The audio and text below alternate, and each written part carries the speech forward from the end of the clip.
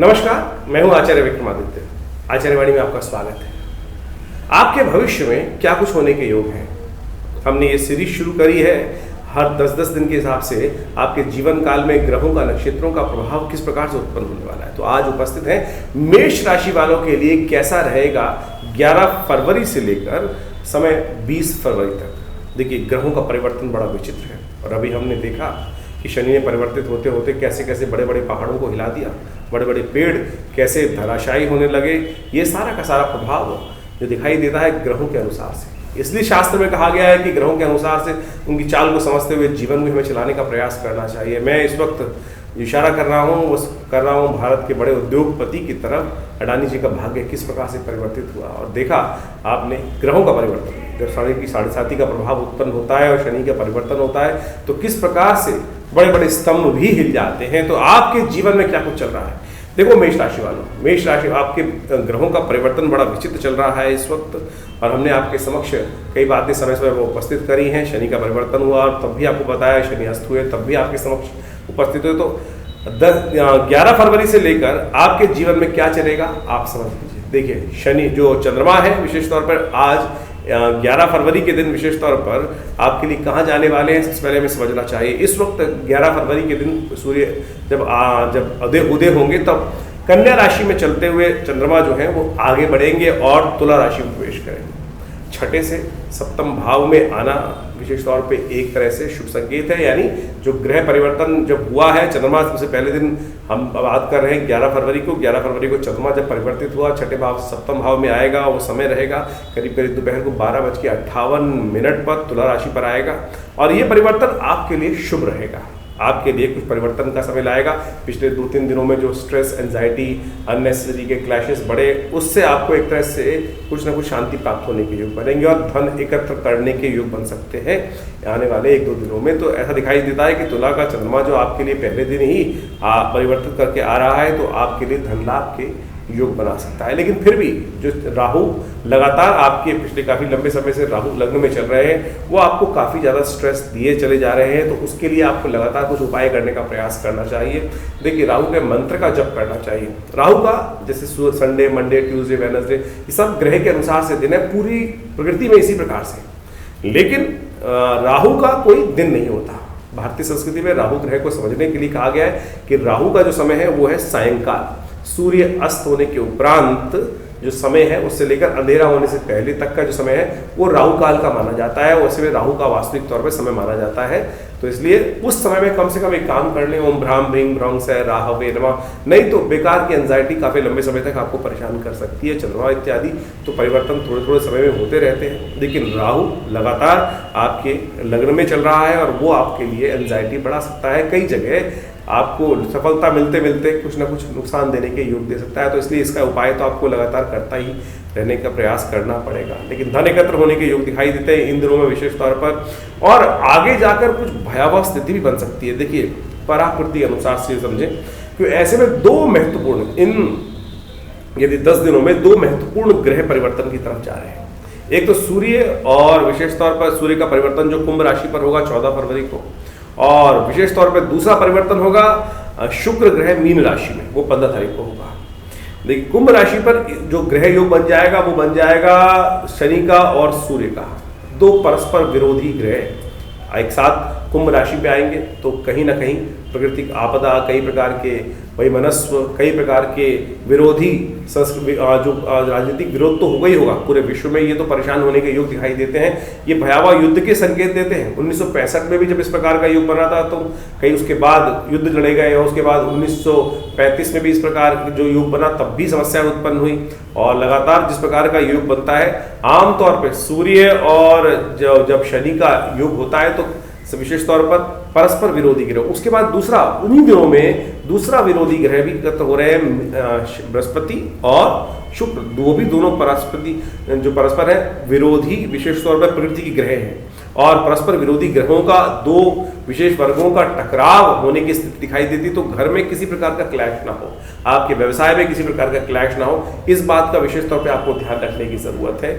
उसके निमित्त आपको थोड़ा सावधान रखने की ज़रूरत है।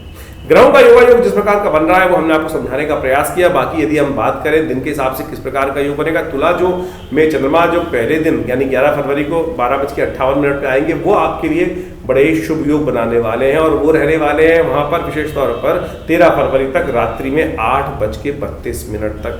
तो ऐसे में कुछ राहु का उपाय केवल करते रहिए, वो आपके लिए कल्याणकारी योग बनाएगा। उसके बाद जब चंद्रमा जो है वृश्चिक राशि में चले जाएंगे, यानी 13 फरवरी को करीब उसका योग समझ लीजिए, 13 फरवरी को शाम को 8:32 पर बृहस्पति जो है वृश्चिक राशि में जाएंगे।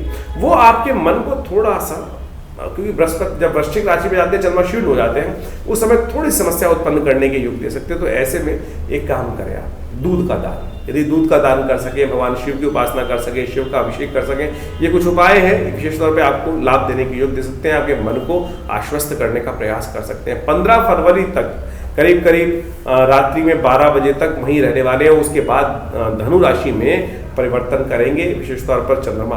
तो धनु राशि में परिवर्तन आपके भाग्य में जाने में अच्छे योग बना सकते हैं, वो आप लाभ दे सकते हैं। लेकिन जो 2 महत्वपूर्ण ग्रह उस समय परिवर्तन कर जाएंगे, वो आपके लिए पूरे संसार के लिए कुछ ना कुछ कष्ट देने के योग बनाने वाले हैं। तो मन में कहीं भी इस प्रकार का ध्यान रखिए कि मन में 2 परस्पर बातें उत्पन्न कर सकते हैं, विशेष तौर पर क्लैश के योग दे सकते हैं, जैसा हमने कहा, तो उससे बचने का प्रयास करना है। 14 तारीख को संक्रांति भी पड़ रही है, 14 तारीख को संक्रांति है। करीब 9:45 पर जो सूर्य है वो कुंभ राशि में प्रवेश कर जाएंगे। शनि वहाँ ऑलरेडी चल ही रहे हैं, शनि का घर है, पिता पुत्र एक साथ आ जाएंगे, तो ये एक समस्या का कारण है। तो उसके लिए आप एक लिए सबसे अच्छा ये रहेगा कि किसी देवस्थान में जाकर आप कुछ पूजा इत्यादि का सामान दान कर दें, या आप एक काम कर सकते हैं, इन दिनों विशेष तौर पर अपने लाभ के लिए भगवान सूर्य को अर्घ अवश्य दें। जल्दी उठें सूर्योदय से पहले और आपका तो इस वक्त योग ही चल रहा है कि सबसे बढ़िया श्रेष्ठ उपाय आपके लिए यही है कि भगवान सूर्य को नित्य प्रति जल दें। तो कुंभ राशि में जब ये विशेष तौर पर सूर्य आते हैं तो विशेष तौर पर आपको ये उपाय करने का प्रयास करना चाहिए, इससे आपको लाभ प्राप्त होगा।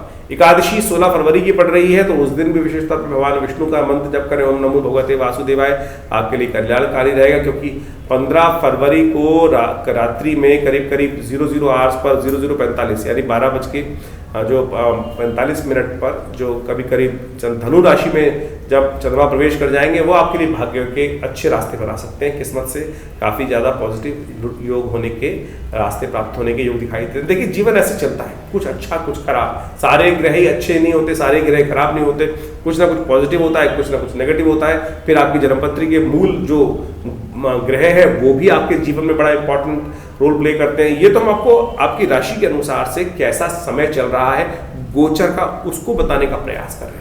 उसके साथ साथ आपकी दशा कौन सी चल रही है, अंतर्दशा कौन सी चल रही है, योगिनी दशा किस प्रकार की चल रही है, ग्रह आपकी जन्मपत्री में किस अवस्था में बैठे हैं, वो सारा भी बात बिल्कुल अवश्य मैटर करता है। तो आपको इसका लाभ लेते हुए, ध्यान रखते हुए काम करने का प्रयास करना चाहिए। तो 17 तारीख को जो विशेष तौर पर 16-17 का जो विशेष योग रहेगा वो आपके लिए बड़े लाभकारी योग रहेंगे। उसमें भाग्य के दृष्टिकोण से आपको लाभ मिल सकता है। और मुझे ऐसा दिखाई देता है आप भी थोड़े नरम रहते दिखाई दे रहे हैं उन दिनों, और क्योंकि जो आपके भाग्य में दिखाई देता है वो आपको लाभ देने की स्थिति दिखाई देती है। चंद्रमा उसके बाद आगे बढ़ते हुए 17 फरवरी को रात्रि में करीब 12 बजे के बाद मकर राशि में प्रवेश कर जाएंगे। वो भी आपके लिए अच्छा रहेगा, आपके आगे बढ़ने के योग दिखाई देंगे और आपको आगे बढ़ते हुए लाभ प्राप्त हो सकता है। और साथ साथ 18 फरवरी को बड़ा सुंदर योग बन रहा है महाशिवरात्रि का। तो महाशिवरात्रि पर इस बार प्रदोष और शिवरात्रि का सुंदर योग एक साथ हो गया है। तो कोशिश ये करें भगवान शिव के चारों पहर अपने श्रद्धा के अनुसार से पूजा करने का प्रयास करें। देखिए आने वाले समय में जैसा हमने आपको बताया 1 महीने तक बड़े विचित्र प्रकार के योग बनने वाले हैं। कुंभ में सूर्य, कुंभ में शनि और साथ साथ मीन राशि में शुक्र, और मीन राशि में जो विशेष तौर पर शुक्र का परिवर्तन का योग बन रहा है, ये 1 महीने आने वाले समय तक बड़ा ही कष्ट देने वाला है। वो तो अच्छा है कि सूर्य ने शनि को अस्त कर दिया है, और स्वाभाविक है कि सूर्य के आसपास आते ही शनि अस्त हो जाते हैं। लेकिन 5 तारीख के बाद तो ये बात समझ लीजिएगा शनि उदय भी होंगे, और फिर करीब 10 दिन शनि उदय रहते हुए एक ही राशि में दोनों ग्रह वहाँ चलेंगे, तो वो कष्ट देने के योग बना सकते हैं। तो उससे पहले महाशिवरात्रि का पर्व आ रहा है, कोशिश ये करें भगवान शंभू का ध्यान करते हुए उनका रुद्राभिषेक दूध के द्वारा करने का प्रयास करें। आपके जीवन में कष्ट दूर करने के योग बनेंगे। और साथ साथ उसके बाद एक बड़ा सुंदर योग बन रहा है, सोमवती अमावस भी आ रही है। 20 फरवरी को सोमवती अमावस का सुंदर योग पड़ रहा है। अमावस्या और सोमवती कहा जाता है ये सुंदर तिथि बहुत ही कल्याणकारी है। और आपने एक बात समझे सत्य के तौर पर, पांडवों के जीवन में जीवन पर्यंत वो इस शुभ योग का विशेष तौर पर सोचते रहे कि किस प्रकार से सुंदर योग बन जाए, लेकिन उनके पूरे जीवन काल में सोमवती अमावस का पुण्य प्राप्त नहीं हुआ।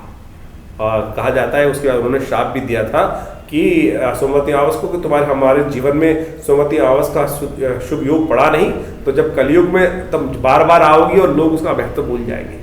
तो कोशिश करें, आप अभी कलयुग का संधि काल है, तो हम तो अभी बड़े सुंदर काल में उत्पन्न हो रहे हैं, तो कोशिश करें सोमवती अमावस के दिन गंगा तीर्थ स्नान करना चाहिए, ब्राह्मणों की सेवा करनी चाहिए, ये समस्त कार्य करने का सुंदर प्रयास करें, आपके जीवन में कल्याण के योग बन सकते हैं। तो इसलिए आपके जीवन में क्या कुछ होने के कब योग है, ये हमने आपको समझाने का प्रयास किया, तो इसके अनुसार से आप काम करेंगे तो बड़ा श्रेष्ठ रहेगा, लाभ प्राप्ति के आपके जीवन में योग बने। धन्यवाद, नमस्कार।